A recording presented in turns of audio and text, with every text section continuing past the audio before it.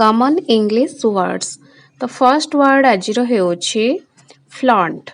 Flaunt ଅର୍ଥ ହେଉଛି ଗର୍ବର ସହିତ ଦେଖେଇ ହେବା। flaunt ତ flaunt ର ଗୋଟେ ଏକ୍ଜାମ୍ପଲ ଦେଖିବା ସେ ବହୁତ ଦେଖେଇ ହେଉଛି।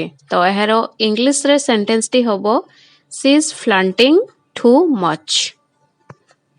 ନେକ୍ସଟ ୱାର୍ଡ ଦେଖିବା ଚାପୁଡ଼ା ମାରିବା। ଚାପୁଡ଼ା ମାରିବାକୁ ଆମେ ଇଂଲିଶରେ କହୁଛେ ସ୍ଲାପ୍।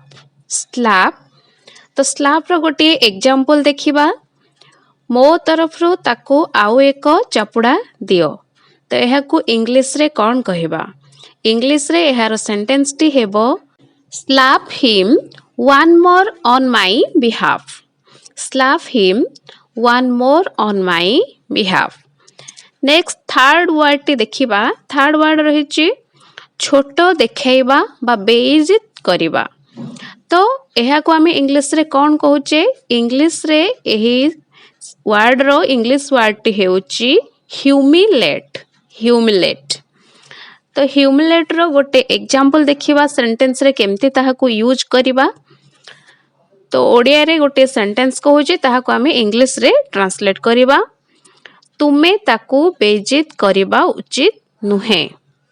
ତ ଇଂଲିଶରେ ଏହାକୁ ସେଣ୍ଟେନ୍ସକୁ ଟ୍ରାନ୍ସଲେଟ୍ କଲେ ହେବ you should not humiliate him. You should not humiliate ହିମ୍।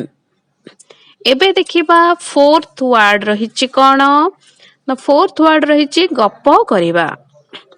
ଗପ କରିବାକୁ ଆମେ ଇଂଲିଶରେ କହୁଛେ ଗସିପ୍। ଗସିପ୍ ତ ଗସିପ୍ର ଗୋଟେ ଏକ୍ଜାମ୍ପଲ ଦେଖିବା। ଓଡ଼ିଆରେ ସେଣ୍ଟେନ୍ସଟି ଦେଖିବା ଗପ କର ନାହିଁ। ତ ଏହାକୁ ଇଂଲିଶରେ କହିବା ଆମେ ଡୋଣ୍ଟ ଗସିପ୍। Don't gossip. ପଞ୍ଚମ ୱାର୍ଡଟି ଦେଖିବା ନିଦରେ ଚାଲିବା। ନିଦରେ ଚାଲିବା ଇଂଲିଶ ୱାର୍ଡ ହେଉଛି ଏହାର ସ୍ଲିପ୍ ୱାକ୍। ସ୍ଲିପ୍ ୱାକ୍ ତ ଗୋଟେ ଓଡ଼ିଆରେ ସେଣ୍ଟେନ୍ସ ଦେଖିବା ସେ ନିଦରେ ଚାଲୁଥିଲା। ତ ଇଂଲିଶରେ ଏହାକୁ ଟ୍ରାନ୍ସଲେଟ୍ କଲେ ହେବ he was sleepwalking. He was sleepwalking. Next word ଦେଖିବା।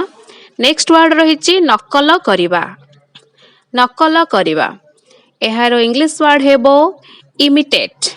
ଇମିଟେଟ୍ ଗୋଟେ ଓଡ଼ିଆରେ ସେଣ୍ଟେନ୍ସଟି ଦେଖିବା ତୁମେ ମୋତେ ନକଲ କରୁଅଛ କି? ଇଂଲିଶରେ ଟ୍ରାନ୍ସଲେସନ୍ କଲେ ହେବ ଏଟାକୁ ଆର୍ ୟୁ ଇମିଟେଟିଂ ମି? ଆର୍ ୟୁ ଇମିଟେଟିଂ ମି? ଏବେ ଦେଖିବା ନେକ୍ସଟ ୱାର୍ଡ। ନେକ୍ସଟ ୱାର୍ଡ ରହିଛି ମୁଥ ମାରିବା। ମୁଥ ମାରିବାକୁ ଇଂଲିଶରେ କହିବା ଆମେ ପଞ୍ଚ। ପଞ୍ଚ ତାହେଲେ ଦେଖିବା ଗୋଟେ ସେଣ୍ଟେନ୍ସ ଏବଂ ତାର ଇଂଲିଶ ଟ୍ରାନ୍ସଲେଟ୍ ସେ ମୋତେ ମୋ ନାକ ଉପରେ ମୁଥ ମାରିଲା। ତ ଇଂଲିଶରେ ଟ୍ରାନ୍ସଲେଟ୍ କଲେ ହେଉଛି ହି ପଞ୍ଚଡ୍ ମି ଅନ୍ ଦ ନୋଜ୍। ହି ପଞ୍ଚଡ୍ ମି ଅନ୍ ଦ ନୋଜ୍। ଦେଖିବା ନେକ୍ସଟ ୱାର୍ଡ ରହିଛି କ'ଣ? ନେକ୍ସଟ ୱାର୍ଡ ରହିଛି ଶୁଙ୍ଘିବା। ତ ଶୁଙ୍ଘିବାକୁ ଇଂଲିଶରେ ଆମେ କ'ଣ କହିବା? ନା ଇଂଲିଶରେ କହିବା ସ୍ନିଫ୍। ସ୍ନିଫ୍ ଏକ୍ଜାମ୍ପଲ କୁକୁରମାନଙ୍କୁ ଶୁଙ୍ଘିବାକୁ ଭଲ ଲାଗେ। Dogs love sniff. Dogs love sniff. Next word ମୋଡ଼ି ହେବା। ମୋଡ଼ି ହେବାକୁ ଇଂଲିଶରେ କହିବା ସ୍ପ୍ରେନ୍। ସ୍ପ୍ରେନ୍ ଗୋଟିଏ ଏକ୍ଜାମ୍ପଲ ଦେଖିବା ତାର ଗୋଡ଼ ମୋଡ଼ି ହୋଇଯାଇଛି। ହି ସ୍ପ୍ରେନ୍ଡ ହିଜ୍ ଲେଗ୍। ହି ସ୍ପ୍ରେନ୍ଡ ହିଜ୍ ଲେଗ୍। ନେକ୍ସଟ ୱାର୍ଡ ବାନ୍ତି କରିବା। ବାନ୍ତି କରିବା ତାକୁ ଇଂଲିଶରେ କହିବା ଆମେ ସମସ୍ତେ ଜାଣିଛନ୍ତି ଗୋଟେ କମନ ୱାର୍ଡ ଅଛି ସେଟା ହେଉଛି ଭୋମିଟ୍। ତେବେ ଆଉ ଗୋଟେ ୱାର୍ଡ ମୁଁ ଆପଣମାନଙ୍କୁ କହିବି ସେଟା ହେଉଛି ପ୍ୟୁକ୍। ପ୍ୟୁକ୍ ତ ଏକ୍ଜାମ୍ପଲ ଦେଖିଲେ ଜାଣିଯିବେ।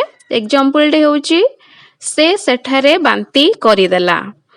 ହି puked over there. He puked over there.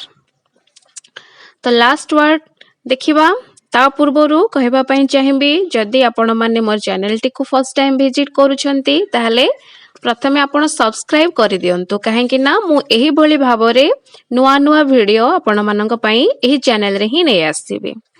आ जदि भिडियोटी आपको पसंद लगी थाए ताले लाइक करेंगे और मतामत देवाक चाहूले कमेंट करें। ठीक अच्छे देखा ए लास्ट वर्ड कौन रही लास्ट वर्ड होची मुंड बुलाइबा। तो मुंड बुलाइबा को आम इंग्लिश रे कौन कहबा इंग्लिश रे कहबा फील डिजी गोटे ट्रांसलेशन देखिबा फर्स्ट ओडिया रे देखिबा मोर मुंड बुलाउ अच्छे तो इंग्लिश रे यह को ट्रांसलेट करिबा आई एम फीलिंग डिजी। तो आज भिडियोटी को एठी शेष करूचे। भिडियोटी देखि आपण मानक अशेष धन्यवाद। Thanks for watching.